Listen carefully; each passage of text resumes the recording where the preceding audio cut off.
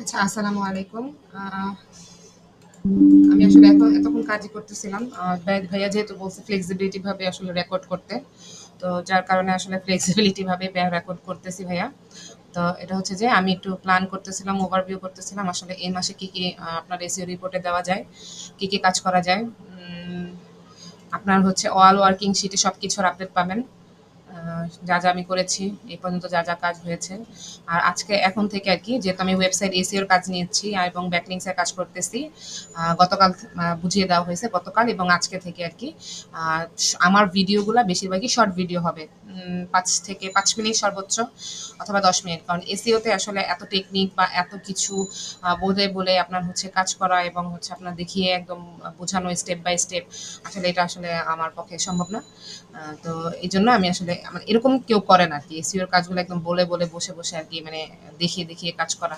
এটা আসলে যায় না। তাহলে তো আসলে A to Z স্টেপ মানে যে কেউই দেখা যায় যে আসলে এভাবে করে বুঝে নিবে যে এই স্টেপ বাই স্টেপ এভাবে কাজ করে নিচ্ছে আরকি। তো এজন্য আরকি কাইন্ডলি বলা। সো এজন্য এসি এর ইমপ্লিমেন্টেশনটা আসলে আমি আপনারা হচ্ছে যখন ওয়েবসাইটটা আরকি আপনাদের ঠিক হয়ে যাবে, যেহেতু এটার ওয়েবসাইটের আপনাদের পারফরম্যান্স ভালো না। কারণ হচ্ছে আপনাদের ১ম এই ওয়েবসাইটের হয় হোস্টিং যেই প্রোভাইডার কোম্পানি সেখান থেকে আপনাদের ইস্যু হইছে এই সাইটটাতে।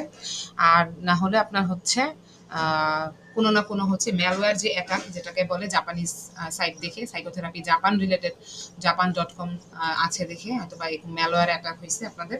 যার কারণে আপনাদের হচ্ছে এই ধরনের যে ইস্যুগুলা, সেই ইস্যুগুলা ফেস করতে হচ্ছে যে আদার্স ল্যাঙ্গুয়েজের যে পাবলিকরা আছে তারা এসে এখানে ম্যালওয়্যার অ্যাটাক করছে বা লিঙ্কিং করে সাইটটাকে নষ্ট করে দেওয়ার ট্রাই করছে। তো এগুলা আসলে রিমুভ যে আমি করব বা এগুলার যে আসলে আপনার হচ্ছে ইন্ডেক্সিং এর ইস্যু, 404 ইস্যু এগুলো আমি অলরেডি ভাইয়াকে বুঝিয়ে বলে দিছি যে এই যে সার্ভার ইস্যু যেটা সেটা আপনার হচ্ছে হোস্টিং প্রোভাইডারের কাছ থেকে ঠিক করে নিতে হবে। তার যে ১১টা ইস্যু দেখাচ্ছে। এই ইস্যুটা যদি সলভ করা যায় তাহলে এখানে অনেকগুলা ইস্যুই আপনার হচ্ছে ইমপ্যাক্ট করবে না।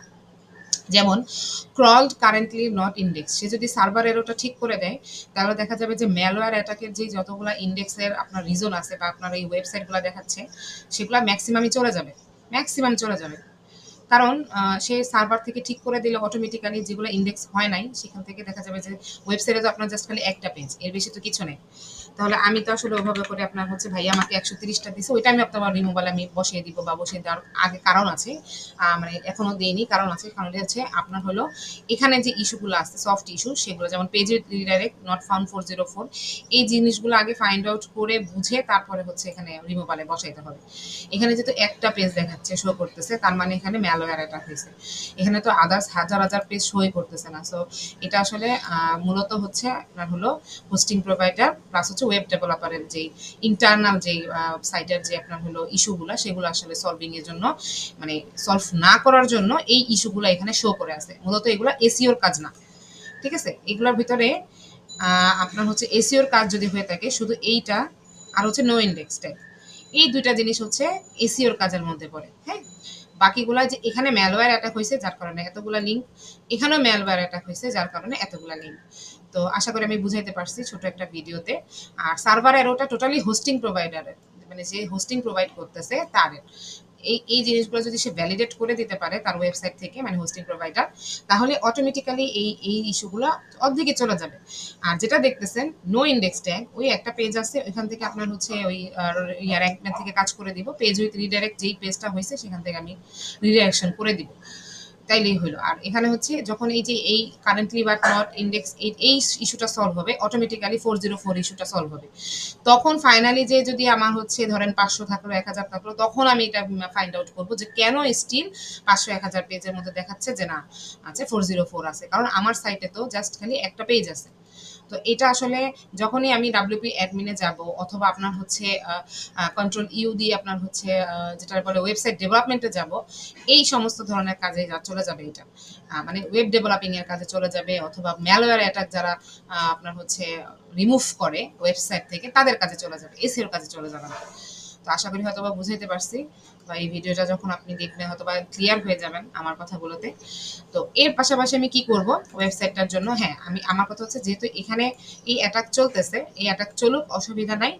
এটাকে আরেকটা কনভার্ট করব হচ্ছে যে ধ্যান এখানে আমি হয়তোবা কিছুদিন পরে আর কি মানে এখনই ভিতরে রিসার্চ চলতেছে, ভালো রিসার্চ করে কিছু ভালো কিওয়ার্ড নিয়ে ১-২ দিনের ভিতরে বা ৩ দিন ৪ দিনের ভিতরে একটা ভালো কনটেন্ট অপটিমাইজ করে, যেহেতু একটা পেজের ভিতরে আপনারা কনটেন্ট সবগুলো দিবেন, তো এগুলা হচ্ছে আমরা সলভ করে দেওয়ার ট্রাই করবো যে না ভালো ভালো কিওয়ার্ড পুশ করে এটাকে ইন্ডেক্স করানোর ট্রাই করবো এই পেজটাকে। দেখবো যে না ঠিক আছে অসুবিধা মানে হচ্ছে কিনা কোনো কিছুতে, কারণ আমার যতদূর মনে হয় যে এটা আসলে অলরেডি মনে হয় ইন্ডেক্স, কিন্তু ম্যালওয়্যার এটাকে পড়ে আছে, ম্যালওয়্যার এটাকে পড়ে আছে, তো যার কারণে এরকম হচ্ছে। আচ্ছা যদি আমি এখানে দেখি গুগল প্রমোশন আসলে, আচ্ছা আমি দেখতেছি একটু একটা সেকেন্ড দিবেন। যেমন এই যেখানে নট নাও এখানে দেখাচ্ছে ২৮,০০০ রেজাল্ট, হ্যাঁ তো তার মানে হচ্ছে এখানে ২৮,০০০ পেজ, মোর দেন ২৮,০০০ পেজ এখানে একটা সাইটের আন্ডারে সবগুলো চলে আসছে। এগুলারে বলতে হচ্ছে আপনার হলো ম্যালওয়্যার অ্যাটাক করছে,